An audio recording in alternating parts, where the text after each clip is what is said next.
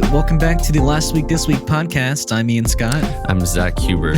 And this is, a podcast where we talk about nerd culture and topics from the past week and some this week and the upcoming week. And we have a lot to talk about today. Some reviews from Pedro Pascal TV shows. Yeah. And some Star Wars news, some Daredevil news. A lot of Star Wars news. But I think we wanted to start off reviewing The Mandalorian episode 2. Yeah, we just watched it together, and I like it more than last week's. Yeah, I do. I don't like it a lot more. It's like decently better. It's decently better. I like that it has more of a actual arc of some kind as opposed to last week's, which was kind of just all over the place. And I think we'll get into things about last week a lot and while talking about this one, because there's things about last week's episode. Also, this will be a spoiler review. So if you haven't watched it or if you don't care, it's up to you. But I am feeling a little underwhelmed this season, and I don't know. I know it's supposed to be a little campy at times. Sure. Star Wars can get like that, but The Mandalorian, especially with season 2, was balancing everything very well. And I just see a lot of cracks of the lack, almost not losing its identity, but it's just storytelling is a little simpler, I think, and just a little looser. Yeah. And it's loose. It's not, I don't feel propelled forward. I think we were both bothered by the fact that so much of the thread from last episode was okay, let's get the droid part for IG-11. Right. And then the first scene with Mandalorian this episode, he's like, oh, I need a part. And then when he hears the Jawas can't get it, he's just like, all right, well, I guess I'll buy another one. And it's just okay. Buy an astromech droid that is not first of all, I forget the name of that actress, but her character is a real hit or miss for me. I like her most of the time, to be honest. I think I dislike her most of the time. Yeah. So she wasn't great this episode. I'll give you that. Yeah, it was, but she's, it's I need a droid for spelunking. Right. And this droid is not for that at all, really. But it's it's an ex-soldier, so... Yeah, but it's just a little strange to me that he would be like, okay. Right. I guess I'll take it because you said so. His whole thing in season 1 was that, and he even brought it up at the beginning of last episode, was that he takes a while to trust a droid, and IG-11 is the only droid he trusts. Right. So why would he just, so simply... be like, all right, whatever. And I think it's frustrating that was such a big part of last episode was wanting to find this droid part, and that it's even transferred over into this, right? Where, I have no doubt that IG-11 is coming back at some point. But if he, I'll be honest. If he doesn't, I will kind of be like, "What the fuck was that?" Yeah, what was that? Do you just go to Navarro? Do you have this pirate little episode? I don't. Yeah, and just to catch up with old friends and because this episode. You said last week you just kind of wanted it to go to you want him to go to Mandalore. So it's this is kind of how I kind of would have wanted props this to the show for rerouting, but also props for not following a plot thread well. Yeah, after that whole opening, which is fine. It's fine. I don't know. I don't love going back to Tatooine all the time, and I don't love that it's... We were discussing that in every season, and even in the season of Boba Fett, the Mandalorian goes there twice, and he goes there once each season, where Tatooine's supposed to be this far out planet on the Outer Rim, and you're like, well, You go there a lot. It's almost like a second home for a lot of characters. So yeah, I mean, maybe they wanted to be like, hey, like maybe it was like supposed to be this nice lived-in thing of, hey, we're you happen to show up during Boon to Eve pod racing, right? But I don't know. It just didn't feel. Yeah. I didn't really feel any sort of like, oh, there's fireworks and I see a little bit of pod racing, but it didn't feel nostalgic or anything. It's just like, okay, we've seen this in every Star Wars piece of media ever, and also, I'm good. What was his reason for going there? Just to get it tuned up? Or? No, it was. Remember, he went there to find IG-11's part. But yeah, right. Yeah, I don't. Yeah, it's. But yeah, regardless of the part, a little frustrating. He finally ends up going to Mandalore, which is what I wanted, and Mandalore looks great. I'll give it that. Like the actual planet looks fantastic. But yeah, I think I was a bit thrown off by the journey that he takes. Like at least the first enemy he's thrown into was very just out of nowhere. I mean, you were even like, what the like hell? Like right when it happened. Oh, the robot, like General Grievous type enemy. Yeah. That was. I mean, it was cool and it was creepy. Yeah, for sure. But this will be. That's a memorable. I will say all of that stuff was super memorable and I really liked. I agree. Like it was creepy. It was. But there was no explanation for why that person was down there. Sure. Why he was like that. But I don't know. I don't need an explanation. I think there's plenty of episodes of, because at the end of the day, Mandalorian is the one episode, like story a week, adventure a week, still sort of thing. And this is just kind of this dude, this creature that's collecting. How often do we see creatures or like people who are designed like that in the Star Wars universe, right? And for him to just be used as a plot device to get Bo-Katan back to the planet is a bit rough. Like I wanted a little more from that encounter, I think. Yeah, I mean, I totally understand that. I mean, maybe it could get brought up later and we don't know. Maybe. Yeah. Most likely, probably not. Since they didn't talk about it ever again after that. No. In the episode. But it seems like it was a scavenger sort of, predator, like just like a vulture sort of, kind of preying on things. Just waiting for them to. Yeah, it's just so many interesting things with that character though, because like he was collecting blood, like specifically. Why just blood? You know? Yeah. I don't know. That's a really I do like I am intrigued. Right. Yeah. There's just so many questions there that I want answered. Yeah. Yeah. But yeah, we do get Bo-Katan to. I mean, which her scenes are cool. Her scenes are cool. Yeah. It's just. Man, like the Mandalorian's just been saying some dumb stuff this season. Like when they eventually like free him, he's like, "How'd you find me?" He's like, "You told Grogu to go find her." Right, like it's obvious, and Grogu's with her right now, so obviously Grogu found her. Yeah, like I just like what, and it's the same thing with I think last week, just like saying like. The whole that's a way to use your head. Like yeah. That's I know it's cheesy. I know it's supposed to be kind of dumb, but it's right. I don't know, not with him. He doesn't have to be this like generic or cheesy Western hero, Yeah. But yeah, I mean, Bo-Katan though, I thought like her Darksaber scenes were fantastic. Yeah. Yeah, I mean, obviously she knows how to use it better than Din. Yeah, because she's used it before. She's used it before. Right. I think what also bothered me, like I like the character of Bo-Katan. I like that she's in this story. But like if let's say she wasn't close by or she wasn't like around to help the character, Din would have died twice in this episode.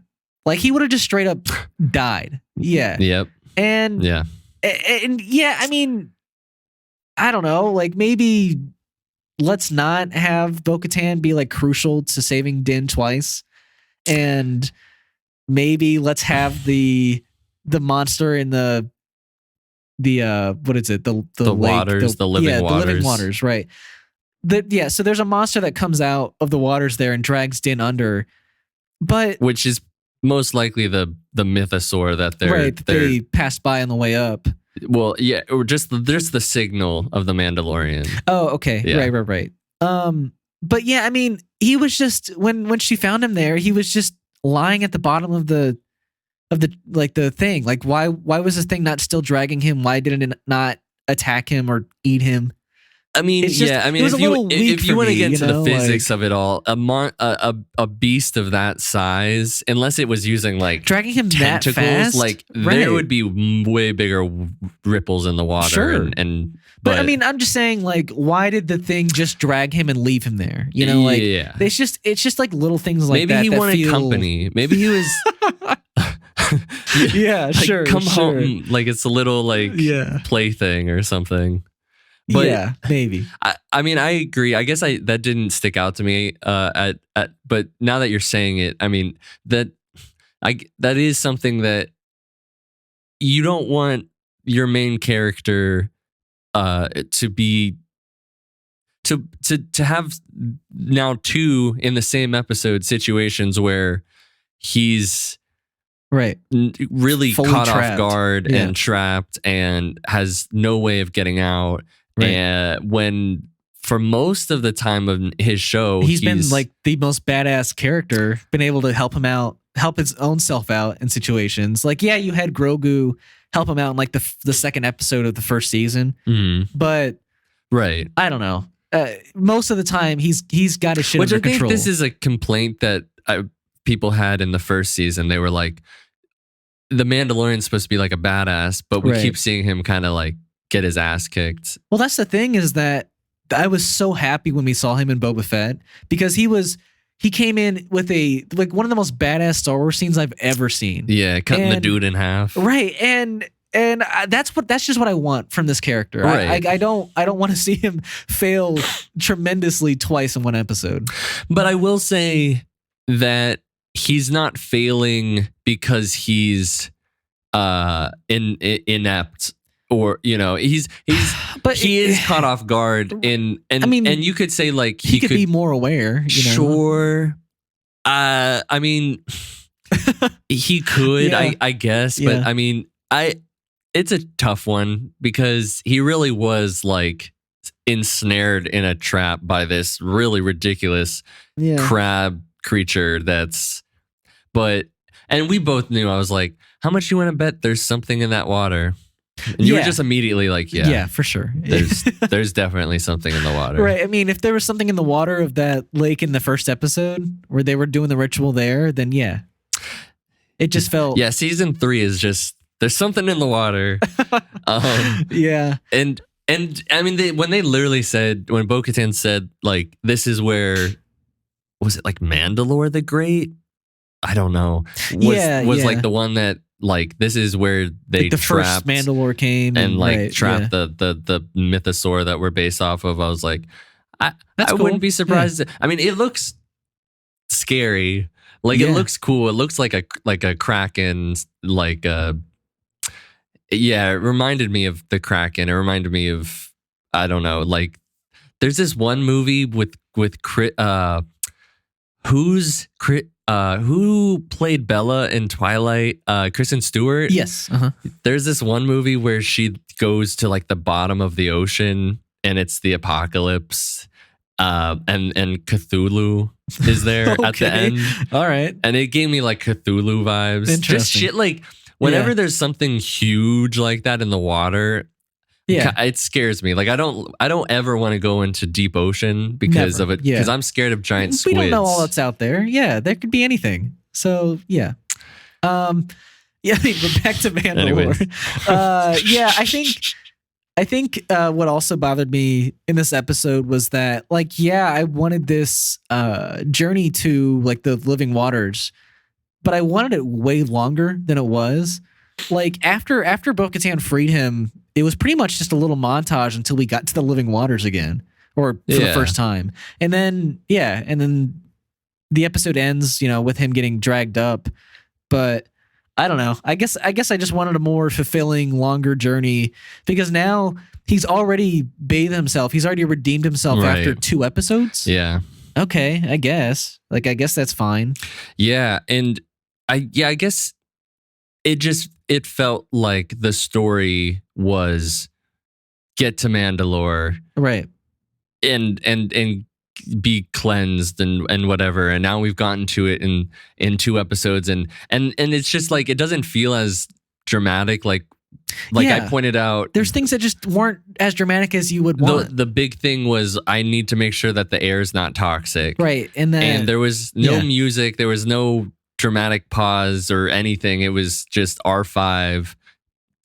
Hey, it's showing this reading, and he was like, "Oh, yeah, not Bo-Katan toxic." Was right. Sideswipe, like immediately sideswipe. And that's the thing is that like the reveal wasn't like, to me, wasn't that like, you know, the air wasn't toxic. It was that like that proves that Mandalore isn't cursed like he thought it was. So it would have been like big reveal. I thought, but it wasn't treated like that. It didn't feel like one at all. Yeah, and I feel like we're talking a lot about things that we didn't like, but it was a fine episode. I think you like it more than me, to be honest. Well, I mean, I'm not like in love with it, but I like it more than like if last week's episode was like a 5 out of 10, this is like a 6.5 out of 10. Yeah, I would go 5 and then 6 for this episode. Yeah, like it's pretty good. I don't like Bo-Katan. Like Din talks about, like Din says like this is the way when he's saying when Bo-Katan talks about her dad fighting in the war and I did like dying. That. Yeah. And then she like looks at Grogu and she's like, "What are you looking at?" And I'm like, that was a weird part. But I liked what Din said. Like I thought that was like he felt impacted by that, right, like, by that story in general. And I was like, okay, cool. This is nice. Yeah, I think they have a nice dynamic. And there's something about, because the way that he goes into the water and is like repeating the creed. Yeah, she's almost like admiring him. She's admiring him. And when he's like, this is the way, and he's like showing like respect, like her saying like, "What are you looking at?" to Grogu, even though it feels weird, right? I feel like what they were going for is that she is kind of liking him. Yeah, and I would not be surprised if they have some sort of romance.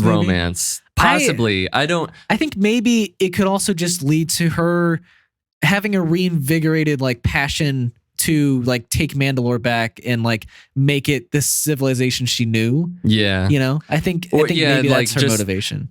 Yeah. Yeah. Well, both of those are plausible. I don't want to like immediately say like romance because it's like, oh, it's a guy and it's a girl and she's, but I don't know, but I think their stuff was good. I think that all the stuff with Grogu was, I mean, he's leaping like crazy. Oh my gosh, I forgot. We didn't even mention that. He's doing insane front flips. Like at least 3 times this episode. He did a backflip or a front flip. All that time with Luke. Yeah. Clearly he's a badass with the Force now. He's force pushing people. He force pushed a big like monster dude, you know, he did, but he also couldn't like flip the switch for the cage that Din was in. Okay, that's fair. Yeah. I was going to say, like, to me, he's using the Force with no problem. Like his Force use is more blunt instrument, like push little small things, not intricate enough to unlatch things. It's basically, I feel like he's weirdly at like maybe where Luke was in Empire Strikes Back. I feel like that's kind of where they're at the same skill level. Pretty much. I mean, what he went to go train with Yoda for like a few weeks at most. No, it was it like a days? No, it was like months.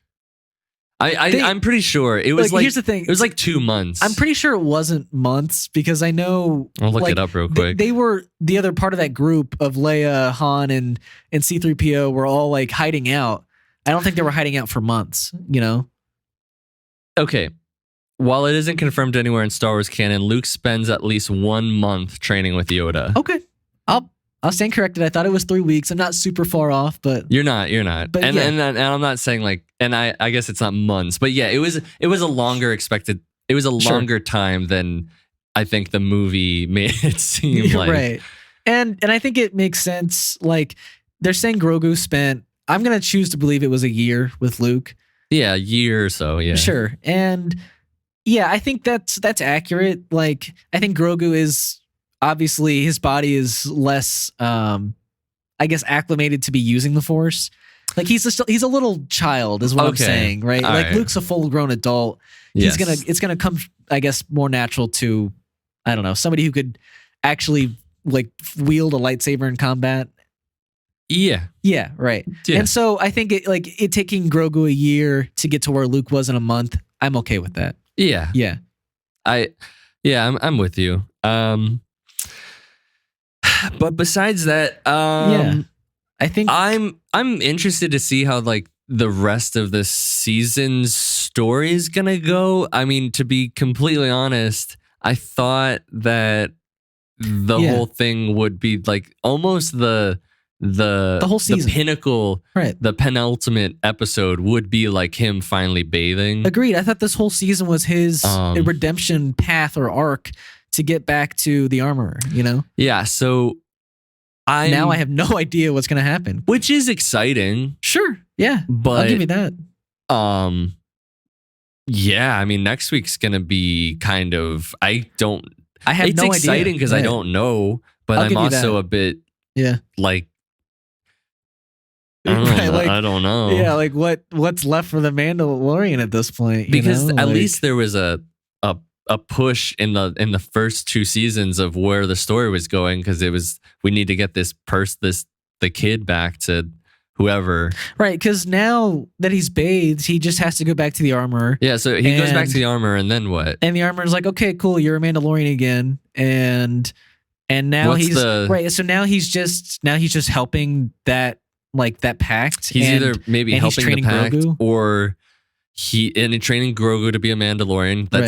That's definitely been something that they've been pushing Sure. this whole season. Yeah, and I like that. And then or Bo-Katan being like, hey, Yeah, would you I actually, maybe we can rebuild Mandalore. I think So it's one of those two. I think maybe I wouldn't be surprised if Bo-Katan, like next episode, being so like inspired and I guess realizing that like Din is actually a good dude. Mm-hmm. I think maybe she proposes that he does rule Mandalore and she helps him rule it by being his like right-hand woman, you know? That's an interesting thought. And so at that point she would help him gather her old forces because he does have the dark saber. They would follow him. Could be something like that. The thing is that I very much like a good ruler is somebody who doesn't want to lead. Yeah. He would probably be good at that, right? But because he's not a leader. But right. he's a leader, can't- not in traditional sense. He could end up, if they wanted to do it the way that it would work, because you can't have a whole show of him ruling Mandalore. That Agreed. would be the end of the show, is with if he takes the mantle. But if he did, I would say like maybe it goes end of this season. Excuse me. He's rules Mandalore if they want to go that way. Mhm. How they would do a season 4 is like something happens where he has to take off and somebody's ruling in his stead for a bit while he takes care of stuff, which would work. To but me, go on. don't. Bo-Katan doesn't strike me as the person that would want to just easily give that. Like, she was raised royalty. I agree, She's already ruled once. but there's something in her performance in this episode that makes me think like she does actually care more about like the good of the Mandalorians than her ruling. Like I think maybe she would be okay with somebody else ruling if it meant the prosperization of their civilization. I mean, Yeah. you might be right. Yeah. But we'll see next episode, I guess. Yeah. Especially, they didn't. Did they show who currently has the Darksaber between the two of them? I never saw her hand it back, but I feel like it would have been more of an issue if she didn't hand it back. Like, I think, you know what? I do want to say when he was taking off all his stuff, like to go into the living waters, I think he did take it off. So I think he still has it. Interesting. Okay. Yeah. Well, we'll talk about the next episode next week. But we got more Star Wars news on the dock. Yeah. Yeah. So there's a big Variety article came out, and I guess first thing, the upcoming Ahsoka show. Not big news, but Rosario Dawson had been saying Ahsoka is probably going to be coming out in the fall. Variety is now reporting that it's going to be late summer release. So that's kind of an exciting bonus news for Star Wars fans. Late summer, fall, not too big of a difference. So probably like from September to August or October to August or something. Like it was going to be October, and then I know it's just funny because you're starting with the month, like after going to the month before. Well, it's because like the original to the new. I see. I see what you're saying. Right, okay. Yeah. Other than that, we have news on multiple Star Wars movies. We know that Kevin Feige's movie is not happening anymore, or it's shelved.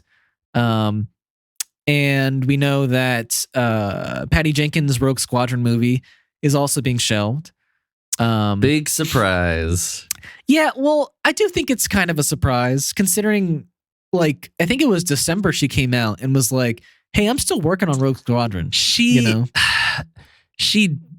did, but she was also, that was also being brought up amidst like the Wonder Woman stuff, and she was talking about like she was trying to defend like all the stuff that she was like working on. So look, those two projects not happening, I'm honestly happy. Yeah, I think it would have been cool to see like a Kevin Feige helmed Star Wars movie. Do we need it? No. And I'm happy with him just sticking with Marvel for the time being. Okay. Yeah. I think I feel a little bit differently about it, but yeah. So for anybody who isn't aware, like Patty Jenkins, she's the director of Wonder Woman, and she was supposed to do a Rogue Squadron. Also, like, not unhappy with her not doing a Star Wars movie, but yeah. I hear you, but I think that was a really cool idea that they had. For Rogue Squadron? Yeah. So what was the premise of that? Like it was just it's just based around a group of rebel fighters, is that? Yeah, like pilots. Okay. And it was cool, like the whole rollout video that they did. I don't know if you remember, like back when like sounds familiar. She like pulled up, they had like a full size X-wing in the hangar. Okay. And she was like talking about her dad being a pilot, and it was like That's true. And I was like, this could be really cool. Right. But that's not that big of a surprise. I was already like, this movie's not happening. But the Kevin Feige, who's the head of Marvel, like Marvel Studios, he had a Star Wars movie with Michael Waldron, who now Kevin Feige is having write Secret Wars, Avengers, Secret Wars. So clearly he's a fan of that guy's writing, even if the script didn't work out. Right. Yeah. And I think that the reason that it's probably not happening is that probably just the Marvel slate, just so busy with Marvel. Right. And it was also that I think like 5 months ago, or it was either 5 months ago or 5 months after they were talking about something with the Star Wars story, he was brought, like Kevin Feige just hired him to do Secret Wars. Right. Which maybe that had also something to do with it. I'm sure. Like, to me, if Phase 4 and, the first movie of Phase 5 was successful, and maybe they were putting out less content and they were getting less criticism from it, I think maybe this movie could still be happening. Yeah, but now it seems like we gotta like have get our you house like in order. focus. Yeah, Right. So I think it makes me sad because I would really like to see a Kevin Feige Star Wars movie. I think that would be really cool, potentially. Maybe. I would love to see what he can do in the Star Wars universe. I would be curious. Like I'm curious as to why you're so I haven't seen him direct anything. You know, like I don't think he was going to be directing. I think this was like. Are you sure? Because he wasn't writing it. No, but he was he was just going to produce it? Yeah, like he was the same way that he does with Marvel movies. Sure. He comes up with the idea and works closely with the writers to figure out something like how they want it to the direction to go. And I mean, producing, depending on the type of producer you are, I mean, sure, you have a lot of involvement as a producer, but it's not like the movie is your vision solely. Like, yes, it's not usually anybody's vision solely, but like the director, it is mostly like their vision. I I don't guess think he was going to be directing though. I could be wrong. You could be wrong. I mean, I'm he's not never sure, directed. Sure, I feel you, but he obviously, I feel like he would know how to direct a movie, considering he's been on an insane amount of movie sets and dealt with so many movies. Sure. So yeah, it's possible. Yeah. We should also say that 2 other Star Wars movies we got confirmed. Is that what you're gonna say? Or? I was gonna get to that, but I was gonna say that all of the stuff that we're saying is from sources. Sure. Because nobody at Lucasfilm has come out and said anything. Right. Where, I guess that's the difference is that like at Warner Brothers, we've been getting a lot of spokespeople coming out and being like, hey, this isn't happening or this is happening. Right. The other 2 movies though, I can't remember their name, but the director of 2 episodes of Miss Marvel. Yeah, it's Sharmeen Obaid-Chinoy. Right. Yeah. I didn't see, at least I can't remember seeing much else that they had done I was like super happy with. They're a documentarian, 2-time Oscar-winning documentarian for these 2 movies that I haven't seen, Saving Face and A Girl in the River. Okay. Or Saving Face, A Girl in the River, The Price of Forgiveness. So he's respected, I'm sure. Or she. I don't know what if Charmine is. I don't know. They're definitely respected in their field, I'm sure. But I think interesting and maybe like the right path for Star Wars if they're going with a lesser known director.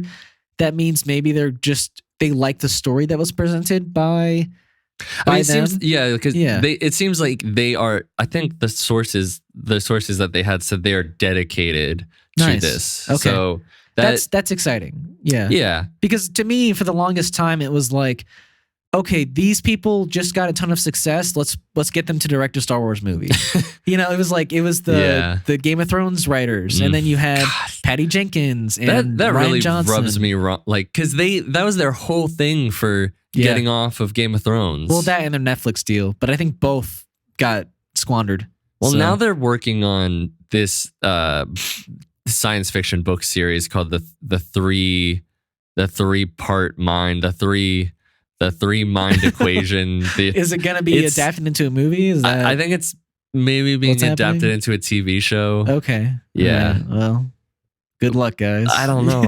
I'm not going to watch it because you pissed me off. So I'm not going to go that far. But and then the other movie that's all that sources said was that it's being worked on. That Taika Waititi is still working on his Star Wars movie. New news, but yeah, it could have easily been canceled along with the rest. Right. Yeah, maybe. And that he will most likely be in it, which doesn't really surprise me. No, because he's in almost all of his movies, isn't he? At least the ones I've seen. Yeah, I mean, he was in What We Do in the Shadows. He was Jojo in Rabbit. Both Thor movies. Yeah. I don't know if he's in the Wilderness.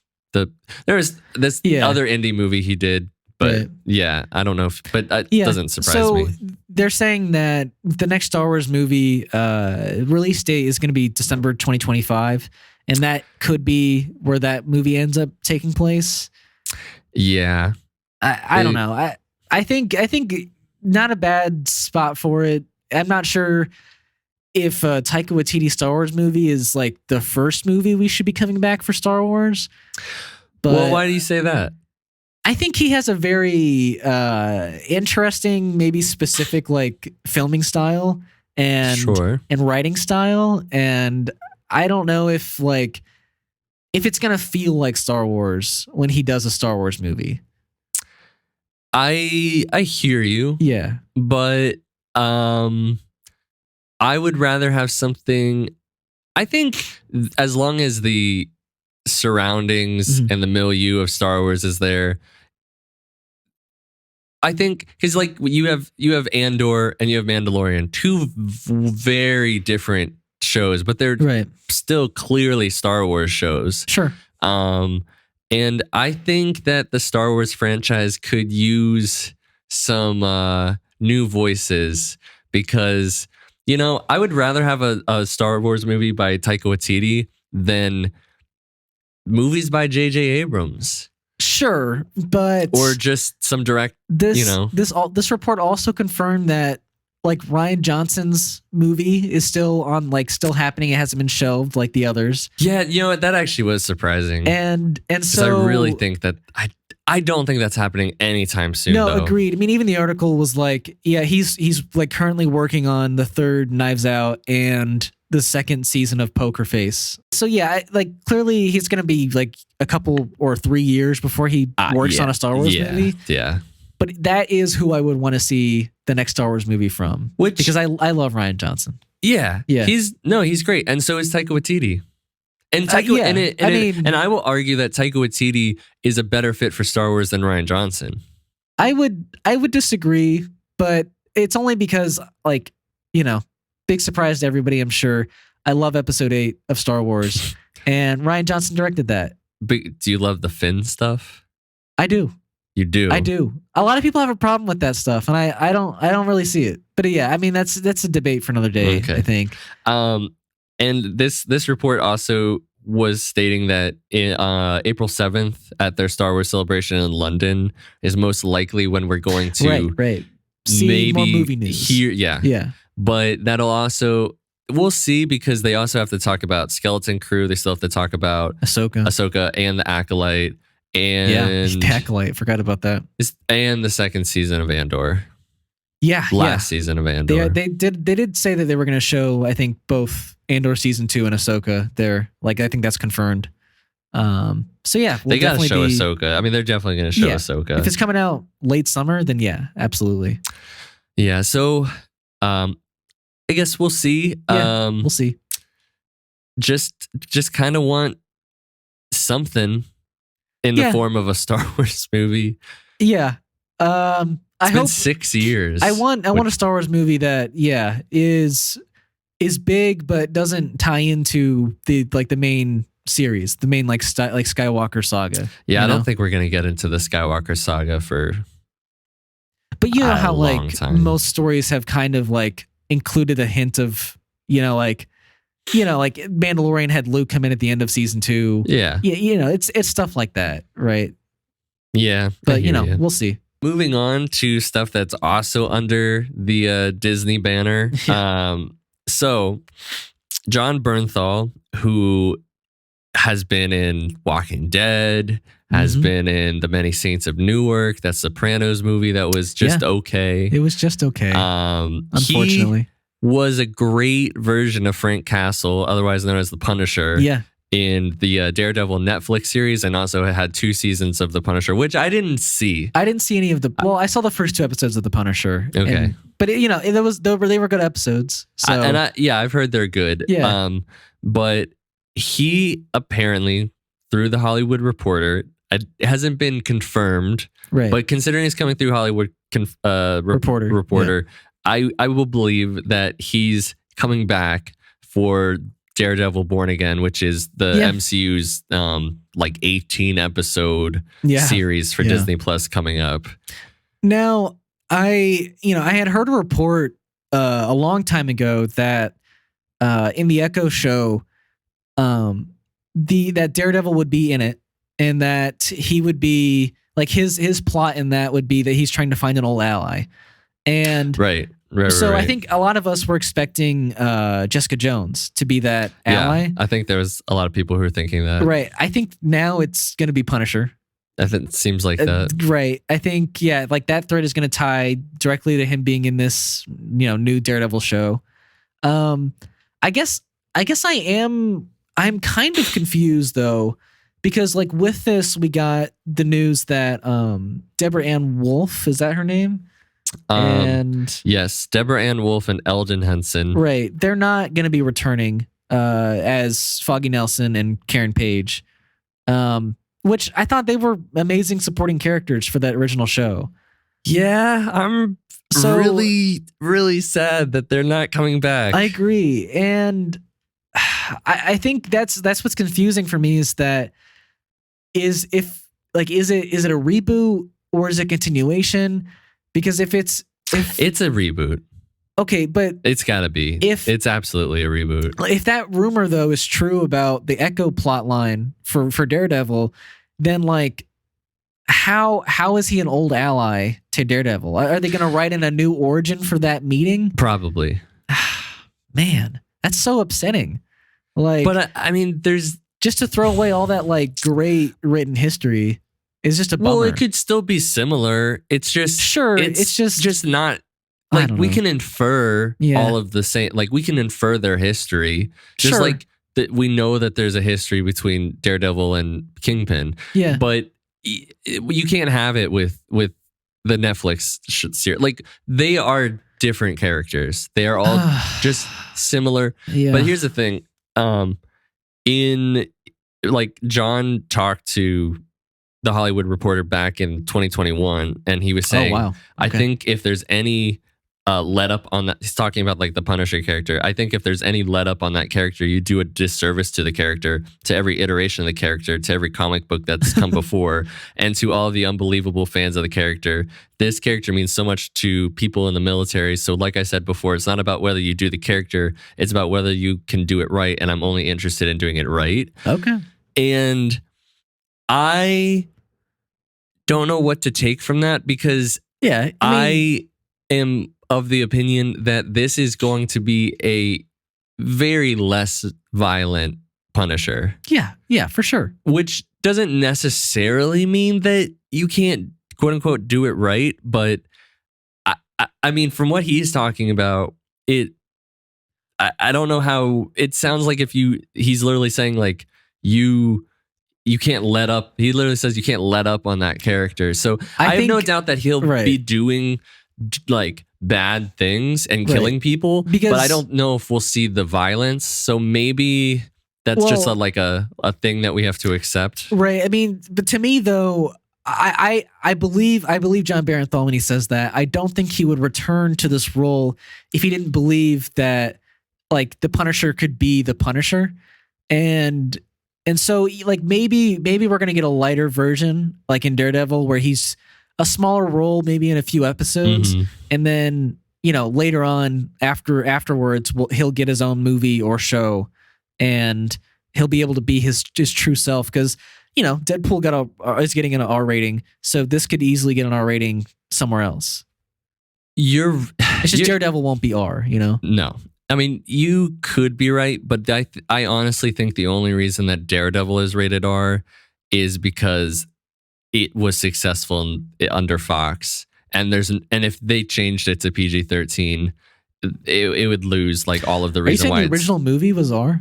Daredevil. I'm not. I'm sorry. I'm Deadpool. Oh, okay. Sorry, Deadpool. Sorry. I'm talking about Deadpool. Okay, you're good. But I that's don't fair. think that they would just go straight for a Punisher R rating. I would agree, but I hope they maybe let up on the rule of not doing R movies, like not just for Deadpool, like because I want an R rating for Blade, like easily. I think it deserves it, and it would be. Yeah, I think that would be a disservice to that character to not give it that.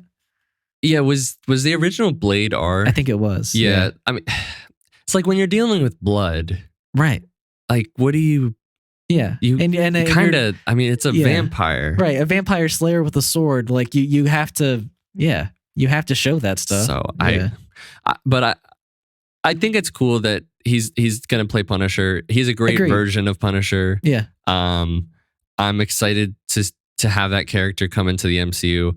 I don't think that we're gonna get a Karen, but I would hope that we would get at least a recast of the Foggy character, because I think the Foggy character is more important. Foggy's super important. Than Karen. But I mean, if you're gonna bring back Vincent D'Onofrio, and if you're gonna bring back John Bernthal, and you're gonna bring back Charlie Cox, I understand. Just bring back everybody. Right. I don't understand. Like, what's the point? If you don't want to bring back Karen because you want to make the love interest Jennifer Walters like She-Hulk, fine. But if it's not confirmed if we're gonna have Foggy, but everybody loves that version. But do you think we're actually gonna get Jen in Daredevil Born Again? Potentially, because I just don't see it. I don't. Maybe like for an episode. Did you see Daredevil showing up in She-Hulk? Sure, but like, she lives in LA. Maybe for an episode. That's what I'm saying. Like he's Hell's Kitchen and she's LA. Like to me that just doesn't work. But for like an episode, like Daredevil was in like one episode and then the end of the series. You know. I mean, I think she was talking about like going over there sometimes. So. Yeah, and that ending for She-Hulk like made them a deeper relationship than like a one night stand, right? Oh yeah, I mean, he was like hanging out with her family. Yeah. So, well, they'll mention it, I'm sure. Yeah, and one last thing about some Daredevil-ish news is that Jeff Loveness, who wrote Quantumania. A lot of people have a lot of thoughts about this guy. Yep. But he was talking in an interview about Quantumania, and he's writing Avengers Kang Dynasty, and he was talking about Kang, he was talking about hit the threat level of him, and he had this quote that is interesting because he's pretty much saying that Kang's a really big threat. And then he says, I wish Hawkeye a lot of luck. I'm sure Daredevil and Moon Knight are going to be great against those guys, meaning multiple Kang. Right. And I don't really know. Yeah, to me, that sounds like sarcasm. Okay, so it sounds like sarcasm to you. Yeah. So you don't think that Hawkeye realistically, would Daredevil those guys or Moon Knight do great against multiple Kangs? I think no. Like realistically, they're all ground level. I think heroes. You're right that this is pretty sarcastic, but like I will agree with you that I think he's just like joking around. But he's joking way too much. Man. But do you think that Moon Knight and Daredevil are in that movie? Yes, I think they'll be in Secret Wars. I think like almost every character that's still alive and in the MCU will be in Secret Wars. Will they have a big impact? I don't know. Probably not because, well, I won't say probably not. This guy isn't writing it, so we don't know if they will be impactful. Again, like we were talking before the podcast, about like how King Dynasty will lead into Secret Wars, and I have my theory about how it's going to get there. I think that they are all being told which characters need to stay and like where they're going to go. But just similar to Infinity War, where there was characters that were written out at the end of Infinity War and which characters stay in. Like it's not all like it's the director's choice of edits and how to get the movie. Like there's a direction, but the overall plot, I mean, Kevin's telling people exactly how this needs to go down. Though. I think Kevin's maybe telling like everyone involved with Kang Dynasty, like the writer and director. But I wouldn't say much else than that because like I don't see any character in the MCU dying before Kang Dynasty. Like I think the MCU is pretty safe before that movie, you know? So like to me, like nobody else has to know about the big plans because all the characters are safe to go up into Secret Wars up until Kang Dynasty. Sure, but what I'm saying is that he tells people like these are their borders. the character has to be in this place by the end of it. Oh, okay, sure. I mean, like these are the big plot points to get. I don't think Kevin Feige is going into. You fill it out with your story, but this is where these characters need to end up, and you find an interesting way to get them there. Like I think that's how the blueprint of the whole MCU has been. Is here's the big vision, you fill in the details to get it there, but I'm trying to like this is how I want the story to evolve into. Sure, but I don't think he's like. Yeah, but I think he's telling Jeff Loveness like. Sure, I think he's telling Jeff Loveness like in particular. Exactly. Right? Yes, and I think but I agree with the you other on that. The other filmmakers know what they need to know. Yeah, which is barely anything, but yeah, sure. But they know where they need the character to end up. Probably. Yeah. That's all I'm saying. Okay. Well, we will move on to another Disney-related topic, which is that they are doing a Haunted Mansion movie. Yeah. 20 years after? Yeah. 2003 was the original. Oh, wow. Okay. Yeah. So we watched the trailer, and I will say this. I would not have been as on board with this trailer if it wasn't for the little the little kid with the like the whoever the grown up was saying like I'm gonna do this to make it better, and then the little kid was like, will it though? That was Rosario Dawson, wasn't it? I think so. Yeah. But that joke got me. Like I was like, okay, this is funny. So if it wasn't for that, the rest of the trailer didn't do a whole lot for me, but I will say that that was my problem. It just didn't do much for me. Right. I like the cast, but I don't. It's okay. Like it's okay. Like, but I will say that I will give props to Disney that it was a lot more horror-ish than I was thinking it would be, because there's the way that it's shot was there is a feeling to it that's a little bit darker than I would have thought they would have gone into. Because when you watch the original Haunted Mansion with Eddie Murphy, which I really like. Yeah, I've never seen it. I heard that there's like a lot of people who were disappointed with that movie. But I mean, everybody that I ever talked to about the movie that's around my age, like was like, no, like. Well, you were all kids growing up with it. But I watched it like a couple months ago. Oh, really? Okay. Yeah. And I was like, yeah, this movie's still funny. Yeah. Like this movie's still like really good. Okay. So, yeah, I mean, for me, like not seeing the original, the trailer didn't do much. I mean, like the cast was kind of cool and the visuals were kind of cool, but like it didn't lean like hard either way for me for like comedy or horror. It was just kind of like it just kind of had both in it.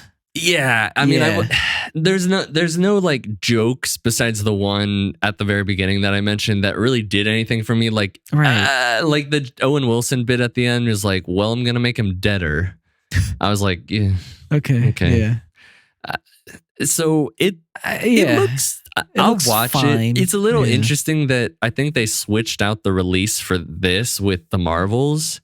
So the Marvels was going to be in the summer, July, right? And so this is coming out in July. Yeah, which I would have thought like, well, I feel like this movie would do better. Now it will do good with kids because they'll be out of school, so you'll have the kid crowd. But like, you would think that more people would want to see a haunted movie more close to the fall. Yeah, so I guess to me, like these castings, like the main characters feel like castings for like an adult age group. Like to me, Eddie Murphy is like, oh yeah, that's you could get kids to see that movie. Well, I mean, Owen Wilson's pretty kiddish. I mean, he did Danny Cars. DeVito is kiddish. Is he? I mean, he was Dan in Hercules, the like that Disney animated movie Hercules. He's been in a lot of like animated material, and he can be a kid, like a funny kid. Like what I wanted to see him in that I never saw was the live action Dumbo. where he was the circus ringleader. Yeah, I was interested in that, but I was like, I mean, that's Disney, but yeah, I wasn't sure if that's like a good role for him or not. Yeah, I don't know. Yeah, but I mean, again with the live action. Yeah, sure. I think Danny DeVito is cool, but like the trailer, it felt like they showed one scene from him like laughing and they like reused it. I don't know. Maybe I don't think that's the case, but I remember him talking a little bit, but yeah. I don't really know I don't have a sense of the movie particularly. At all. But which is good for a trailer. Like I don't want to know the entire plot. Sure. So, but yeah, I guess give us a little more than what you did here. Yeah. And then one other trailer, which is Teenage Mutant Ninja Turtles Mutant Madness. Yeah. Do you want? Yeah, I'll let you. Sure. Like, for me, I'm not like the biggest TMNT fan, and like all I really grew up on was the first live action movie as a kid, and then I had I had a GameCube game, I think, and so that's such an interesting view. I can't. Yeah. Okay. So like I didn't grow up on like any of the shows or anything, but yeah, I don't know. So yeah, I mean that's just my weird growing up with that. But I think even regardless, like this new interpretation of them, I think is super exciting. Yeah. Like the art style alone is beautiful. I want to watch it alone for that. Mm. And on top of that, like the music in the trailer was great. And I know people are not like the happiest with the voice acting because they sound like kids to people, but I'm like, they're teenagers, so like I don't really see the problem. They sound great to me, to be honest. Okay, so that's interesting because the thing that really when you think about it, it's not. It really shouldn't be such like a mind-blowing thing, but I was like, when you hear them talk and they sound like kids, I was like, yeah, why hasn't this been done before? Right. Because in the cartoons that I would watch like back in the 90s or even if they came out in the 80s, it was just they were more adult sounding. Yeah. And they looked more adult. Yeah. But they look like kids. Yeah. And they sound like kids and they act like kids. And they really sound like they're these like, this friend group of it's kids living in a city, like just doing dumb shit. It felt like mid 90s, like that Jonah Hill movie, but as mutant turtles. Right. And yeah, it felt really good. It made it feel more real and exciting. Yeah. And I also get I hope it's as good as it, but it gives me Into the Spider-Verse vibes. The art style is very similar. Yeah, I would but just agree. like how it feels so it feels like loose and fun and but the way it's shot almost feels like a like Into the Spider-Verse is more bright and colorful. This felt more like it was shot on like a film camera. Like it feels more like it almost feels like an indie movie. Interesting. Like it's got this more down to earth have to watch the trailer again. Like it feels like it's going to be really like the action is going to be really like visceral. Like it does. I mean it could be. Yeah. And I don't know if you know like the voice cast and stuff, but no, I don't. It's really good. I can look it up real quick, but sure,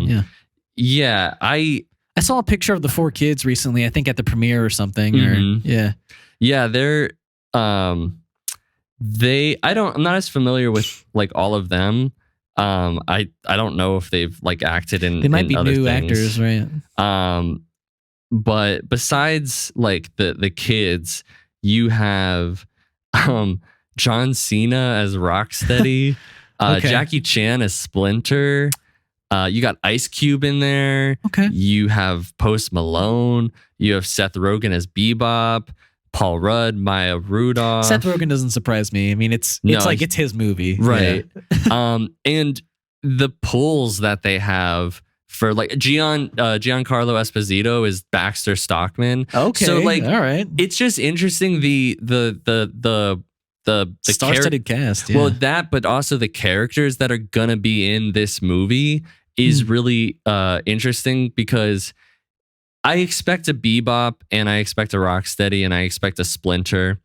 It doesn't. I don't know if it mentions if they're gonna have Shredder, but I mean, you would think, right? But I don't know. But you are gonna have April O'Neil and. But Baxter Stockman's interesting because like that is a character that I really like, and if I don't know that character to be honest, yeah. But they have like all these other characters that I'm assuming they're from their comics or something, or maybe they're new characters. I don't know, but you have like Genghis Frog, which is like the most. Is he a new character? I don't know. I mean, that's by Hannibal from okay, yeah. And then. Like some like Superfly, a character named Wingnut. Post Malone's gonna be like somebody called Ray Fillet, which is like a fish. Or that something. Sounds like these are all like all those characters sound like they could be, animals that have been affected by the ooze. Exactly. Which Baxter Stockman is like a scientist who kind of creates characters that like. Have the same effects as what happened. I think that he even might be slightly responsible for the mutants, like the turtles turning into what they are. And if he's voiced by Giancarlo Esposito, I mean, it's gonna be fire. Good villain, yeah. So I'm just really excited. Yeah, and I think I weirdly like Jackie Chan a lot for Splinter, because like, and not that I have really seen the new Karate Kid movie, and I'm saying new as in like 2008 with him, but I think that's a very similar role as like Mr. Miyagi. Yeah, so that works very well. But very excited. What I'm not excited about is so I'm a big Dune fan, and there was a TV show prequel-ish coming out for HBO Max called Dune: The Sisterhood, and the director, the showrunner, and the lead actress have all exited the project. So you had the executive producer Johan Rennick. He was going to direct the first two episodes, and he had previously directed episodes on Chernobyl, right? Yeah, and then Shirley Henderson was one of the leads. She was going to play a character named Tula Harkonnen, which I guess they're still keeping with the Harkonnens and the Atreides, which is pretty cool to see. Right. And we found out before this podcast that she voiced Babu Frick. So love that little piece of trivia. And the creator Diane Adumu John, she wrote the pilot script. She stepped down as co-showrunner. Right. And let's see. It's entered a pre-scheduled hiatus. This is all coming from Deadline. And it's to apparently being made so the production in an effort to create the best series possible and stay true to the source material. So here's the thing. There's like conflicting opinions on if the hiatus was like a scheduled thing. Or if they're just reporting that, and just telling us that. Yeah, and I will say that I don't think that this was a planned hiatus. I think if you're having the co-showrunner, a major co-star, like I think she was a co-lead. I think so. Sure, right, and the like one of the directors. I think, and this is all happening when production started back in November. Yeah. A lot of three major pieces. Right. Yeah, and a lot of that footage is gonna have to be redone. Yeah, probably. Like straight up. And they also said that like that while it was being filmed, like that the director was having like an auteur approach that did not like vibe with the streamer's vision for the series and was a departure from the look of like the movies. Which is what my thinking is that this is this is like 10,000 years before Dune. Dune. Right. And most likely not going to be on Arrakis. Mhm. It could, but it probably not. And I can't remember if if this particular book was the one that the Frank Herbert's son wrote, it was his son. Yeah. But it's about the sisterhood, like the Bene Gesserit, and it's so far removed from the movies, the main storyline.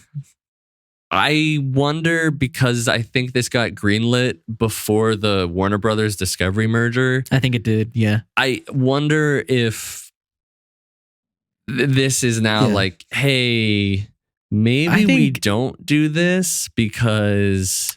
Oh, you think this could get canceled altogether? I mean, they're even saying that, like, with the departure of that actress, that there's possible like talks of other people's like just being like, I'm just gonna exit this. Wow, I didn't hear that. I think honestly, this is a classic like Zaslav move where like, I'm not sure he necessarily cares about the chaos certain moves create. Yeah, it's just like, I want this to be good, and I'm gonna make it better by doing anything possible. And I mean, even besides Zaslav, I think it's like an HBO move altogether, because they did the same shit with that Game of Thrones, Sure, I was going to bring that up too. The one that was, that was centered around was it the first night? You know what I'm talking about? Like of the Night King. No, was that one? No, it was Naomi Watts was like the lead actress on it. I can't remember the concept, but basically they shot an entire pilot, spent $30 million on one episode. And then, they showed it to the heads at Warner Brothers, and they were like, yeah, we don't want this. We're canceling it. Right. And so it's just, I don't know, like the idea intrigued me. I was very excited about it, but it is a movie, or not a movie. It is a show about, because Dune is about Paul Atreides and these battling families and this political intrigue, that I have no doubt that this series would have had political intrigue, and there'd be a lot of conniving and very Game of Thrones-ness of it all. Yeah. But it's not about like woven. I mean, they will be like weaving plot lines or weaving, their own agendas and stuff, but it's not about like a culmination of all these different things, and about like Paul Atreides being this messianic figure and bridging gaps between different cultures and all this other stuff that goes on with like Dune. This is about like a almost like a nunnery religion, thing. It's so different from what we got in Dune. Yeah, right. And I wouldn't be surprised if it was like, what are we like? Why are we making this? Right. And especially, it sounds like people weren't on the same page, and somebody's not happy with what they're seeing, or multiple people. Right. But I'm just, I don't understand why. Like, it's interesting to me. Like, I can understand the showrunner leaving and the director leaving, right? But I'm really intrigued as to why the actress is leaving. Maybe it's like the co-showrunner that stepped down and the director that did too. Maybe that is who pitched their the idea for Dune Sisterhood to this actress. Like maybe she signed up for their vision, and once they're gone, she was like, okay, well, if I can leave too, then I'm leaving. Yeah, I mean, depending on how big her part is, I mean, maybe if she was like, this is a mess, like, I'm just gonna leave. But yeah, I mean, there's got to be like, I would imagine something in your contract that, who knows, maybe something with a contract allowed her to leave. It must have been, right, the fact that, because the showrunner and director stepped down, that she was able to as well. Because I mean, no way a contract is just letting an actor walk after signing, Yeah, I mean, I'm just so bummed. Yeah. I mean, I know like it could come back. It's on hiatus right now, but I'm just really sad, I feel because I really wanted to see this. But, I'd rather them make sure something's good than, just some weird vision that's completely a part of what Denis was doing with the Dune movies. So if we got something that looked nothing like Dune, and I just don't know how like people will take it. Like, I'm intrigued by it, but again, like, I'm curious. I don't even know if I would like it. Yeah, because it is a completely seemingly different story altogether. Right. So, that's barely in the same universe because it's 10,000 years before the story. So yeah. So yeah, this is now our time where we do our Last of Us episode review. It'll be a spoiler review for anybody who's new to the podcast. But yeah, we watched episode 8, not together this week.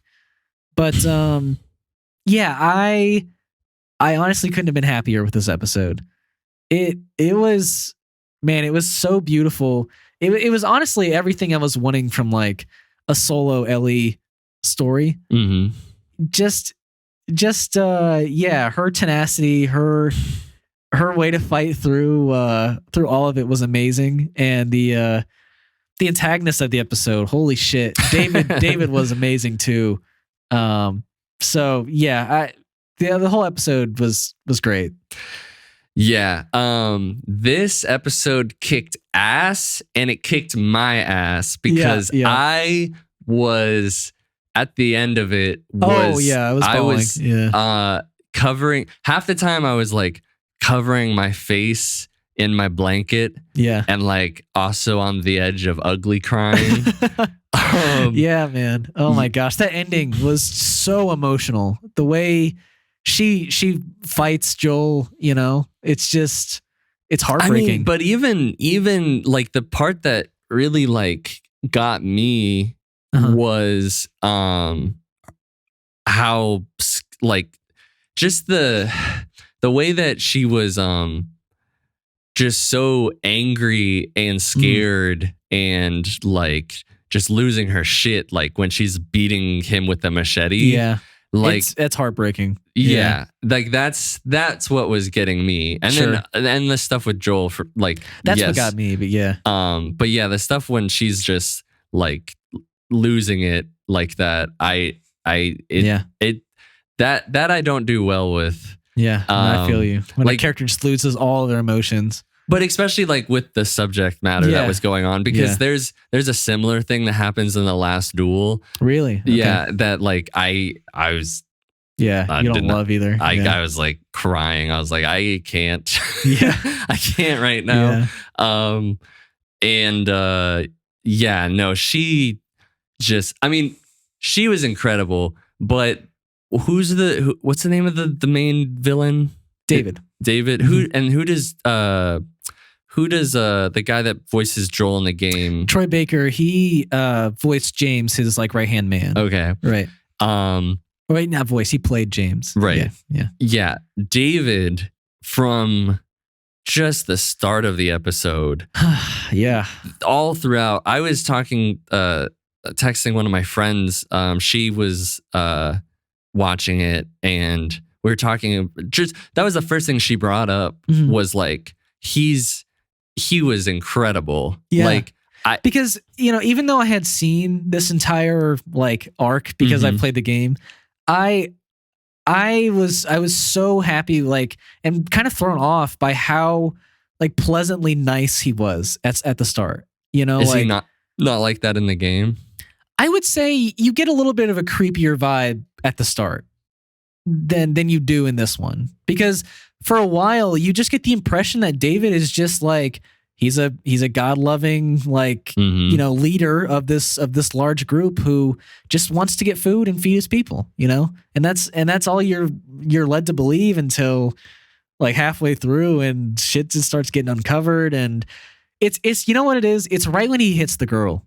That's when you're like, whoa, what the fuck are you doing right now?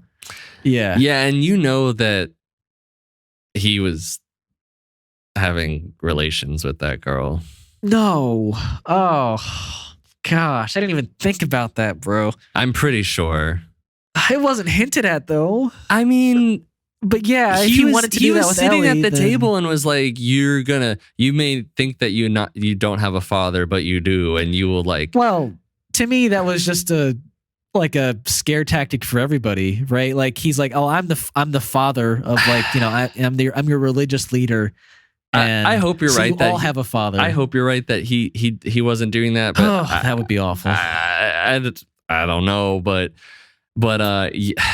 yeah, his delivery of just him playing it, he just played the line. He towed the line so well. It's like he was David. Like, he really was. I mean, I never played I saw through the game, but he just every manipulation, just the way he was just like eating it up, like the dialogue. He was just doing such a good job. And he really went like.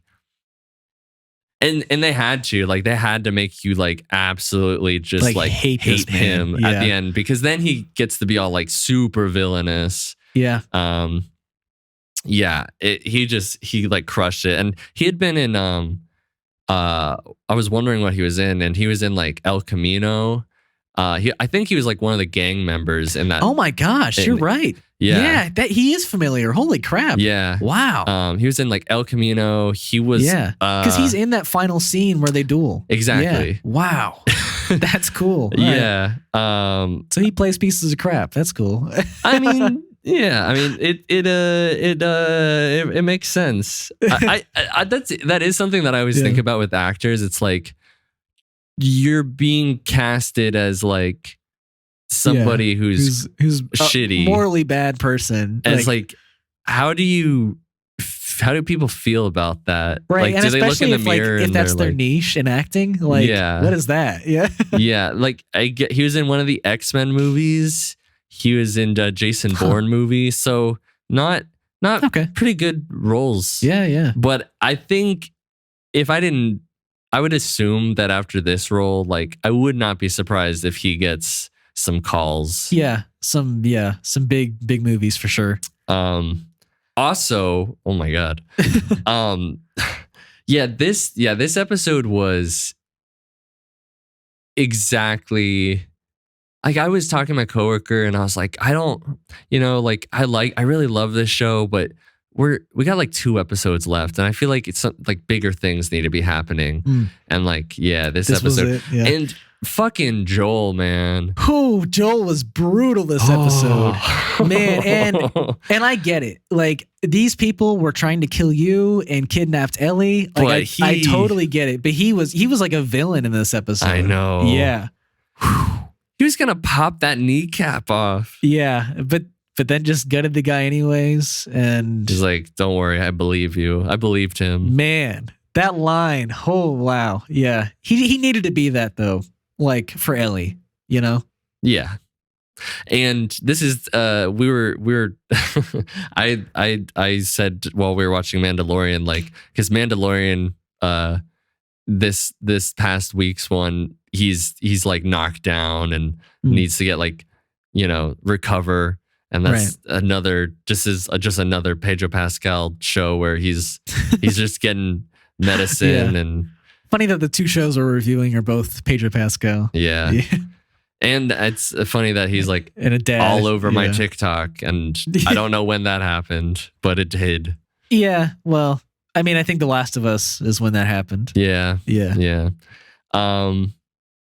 But yeah, and Troy Baker, it was cool to see him have like he played a really big part. I wasn't expecting him to be that big of a part. Especially when I saw like early on in the season, it was announced he'd have a part as like one of the followers and in this settlement.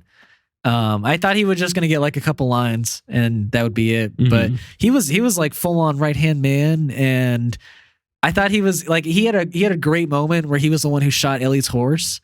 I thought that was like a super cool, and he was gonna shoot Ellie at one point. See, I thought that they were gonna do like a misdirect of like they were gonna pull the trigger and it was gonna be to put the horse down. But then when David shows up and he fires his gun, I was like, oh, they were gonna shoot her. Absolutely, yeah. I mean, and I get it in a way for them because they are like, well, we are already starving, and we are all probably know that we're eating somebody. Oh, sure, those people knew, and she was with the guy who killed their friend. So, yeah. By the way, do you think that there was like a break in people, like, because they bring up that meat in the kitchen, right? And they're like, "What is that?" And they're like, "Venison." Oh, right? Yeah. And then then they show up through the door with the deer after everybody's got their food. Like, that was people. No, for sure it was people. But like, do you think that like when it fell silent, did it fall silent because he was happy and people were still sad about the guy that died? Or were they like, oh, they just brought in the deer, so what is this meat that's in front of us? To me, the silence in the common room was just that like they were unhappy that the guy had just died. The scene before that when they're in the kitchen though, like I didn't realize it at the time because we didn't know they were like full-on cannibals. But are they cannibals in the game? I honestly don't remember. I think they are. Like, okay. I'm pretty sure they are now that I've seen the episode. At the time, I had forgot, and like the scene in the kitchen where the vibe is so like tense, and clearly none of them are happy about doing this. No. Like and you're just like, can you imagine somebody's like, oh boy. No, I feel you, but like Dave, we didn't know, and we were just like, oh, they're cooking venison. Why are they so upset? And no, I knew something was. They were cooking people. Yeah, and that's rough. That's rough. But yeah, such a good scene.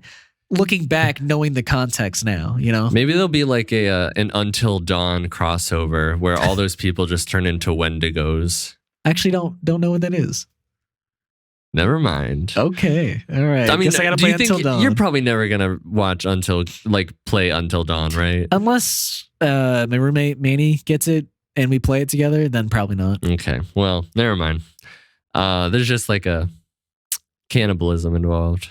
That's all. Nice. Yeah. Nice. Gotta love some good old fashioned cannibalism. Mm-hmm. I mean, like, I understand where they're coming from. They're in an apocalypse, but yeah, I don't know. Yeah, I don't know. I mean, if I could do that. Look, if I had, permission from the deceased and I was like going to die, or I would, if I didn't eat that meat, I was going to die, then maybe that's the only scenario, because I've heard of people like who were stuck in the mountains after a plane crash and like did that, and I'm like, I get it, like, but like, what do you do for the rest of your life? You're scarred for the rest of your life. That's you mean you're changed, I'm sure, because you ate a person. Yeah. I don't envy that. Yeah. Jeez. There's some people who would be very happy about that. Like there's this German guy, I think he's still around, where he like would go on the internet and be like, if I'll pay you if you let me like eat you. Oh my God. What? Mm-hmm. That's illegal, isn't it? Shouldn't it be illegal to eat somebody? It is illegal. But what the but there was, I can't remember if it was that it's illegal without permission or if it like is just straight up illegal, but it didn't feel like, I guess their thing was like, it didn't, like this person was voluntarily like letting themselves let them be eaten. Yeah. And like sometimes it would just be like, I'm just gonna cut off your penis and eat your what? Yeah. They wouldn't even die most of the time. They would just start with that and then they'd slowly. Oh my gosh! I'm sorry. Gee, I'm sure the listeners love this conversation. This has turned into a true crime podcast. No, yeah. Wow. Anyways, yeah. But yeah, I think we both just love this episode. No, yeah, this episode is awesome. Yeah, super excited about the finale. Yeah, I was gonna ask, is this? Do you know? Like, is this lining up with how it's? It's gonna end with the first game ends. Yeah. Okay. Yeah. Interesting. This feels so short. To be honest. Yeah, I think we saw that the last episode's only 43 minutes. But this whole story feels very short to me. I mean, they're cutting out moments. I mean, the game is longer for sure.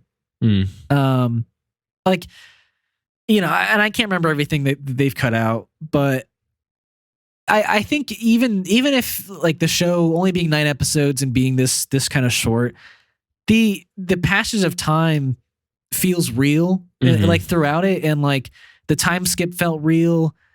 I think the journey has felt like even if like, you know, runtime isn't long, it's felt long to me, like their journey. I'm glad it feels like that for you, because it doesn't feel as long for me. And I didn't expect this episode to be like an adventure a week sort of show.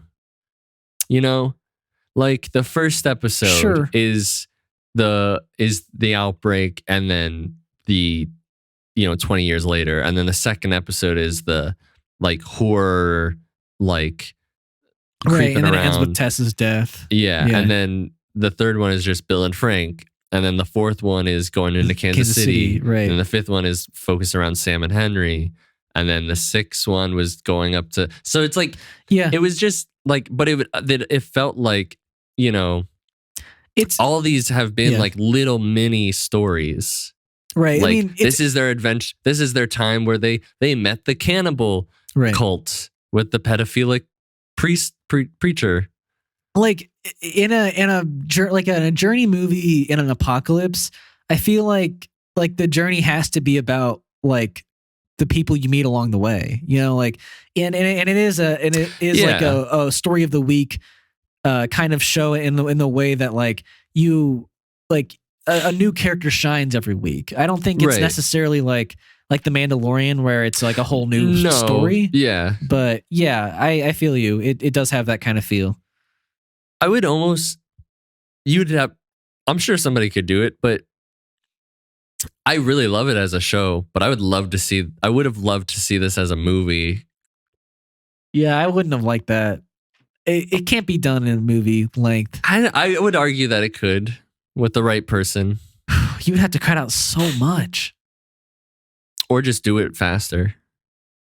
Yeah, maybe. I wouldn't like it as much. I know that. Maybe like if it was a 3-hour movie. Yeah, I wouldn't like it as much. No. Okay. Unfortunately. Yeah, so we're gonna finish up with the Last of Us next week. Well, actually, we're gonna start with that next week. Yeah, we'll start with it next week since it's the big finale. Right. And maybe we'll like have a bit during there where we can like talk about the series as a whole. Yeah, and reflect on it. Yeah. Look for that next week for sure. And then every podcast we do like a what we watched bit before we close things out. What we're personally interested in. Yeah. To be completely honest, I didn't watch anything. So you're good. I only watched one thing, and that's more Sherlock. Did you get to the finale? I did. I even watched the premiere of season 3.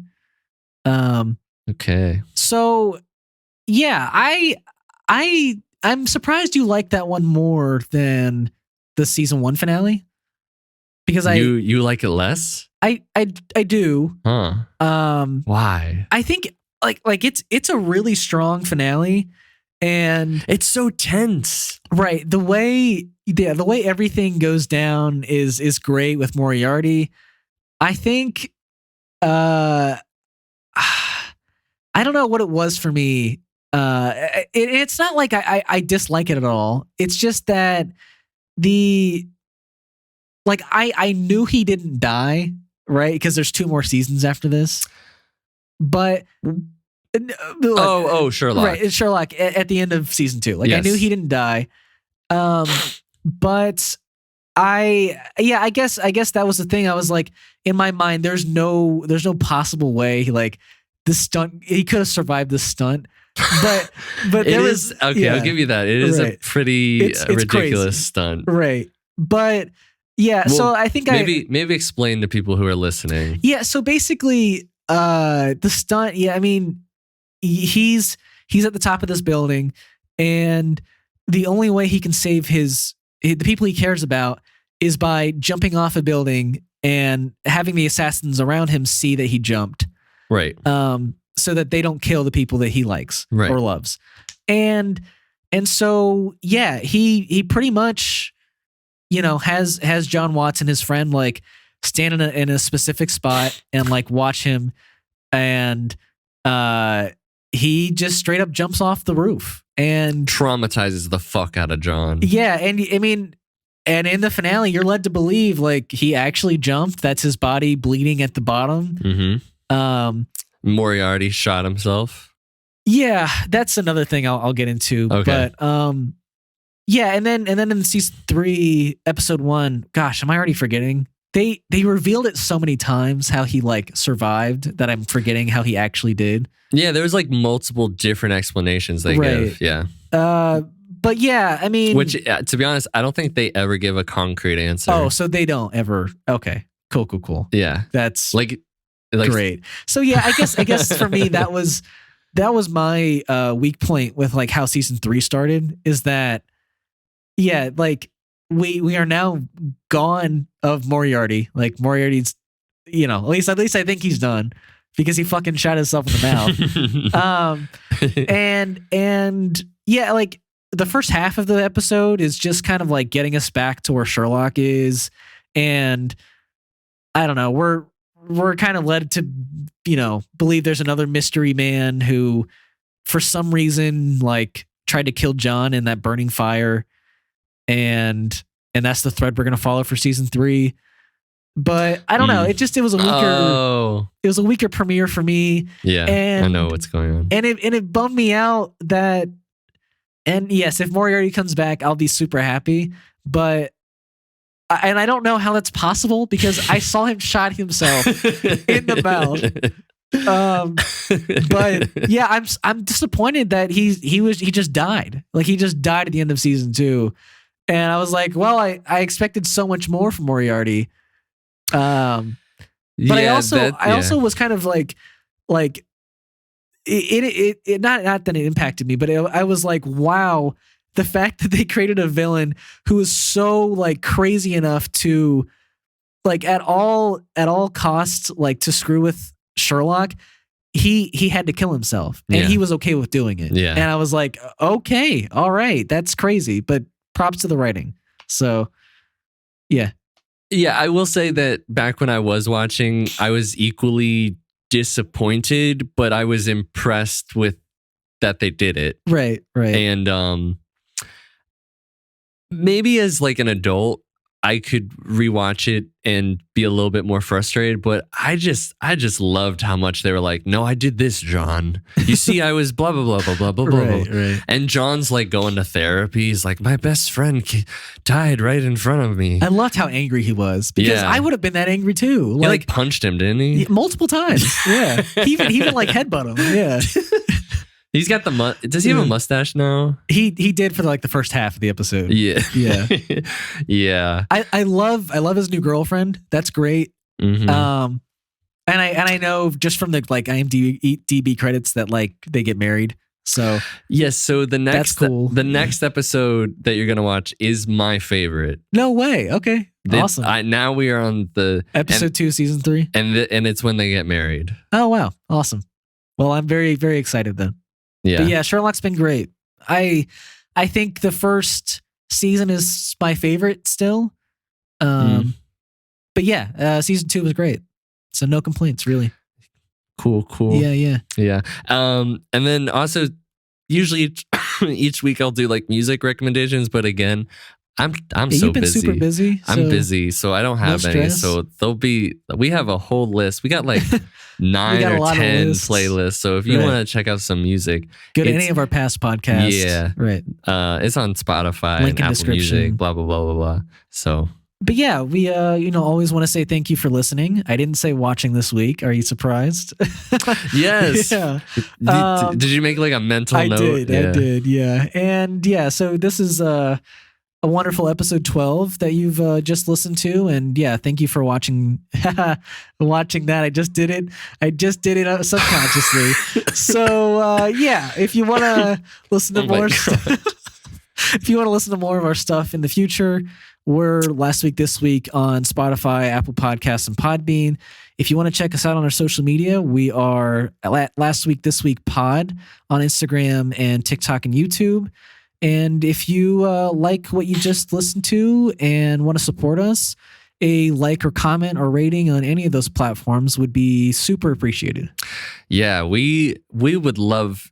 We don't have one yet, so if you want to be the lucky one to give us a review or rating. Oh, okay. I don't think we have one yet. I think you're right. Yeah. So it could be you. It could be whoever's listening. Special you want to be the first one? Do it. I dare you. And you will have a framed picture on our wall. You'll be enshrined into the Last Week This Week history. We will do that. Whoever does that, we will do that, and we'll put it up on Instagram. Oh, man. It can be a terrible one. I don't care. You want a 1-star review? No, I don't want a 1-star review. Okay. That would suck. I agree. Yeah, we're not framing you if you give a 1-star review. I'm sorry. You have to support First us. 5-star review will get framed. There you go. But yeah. Thank you very much, everybody. Yeah. Until next time.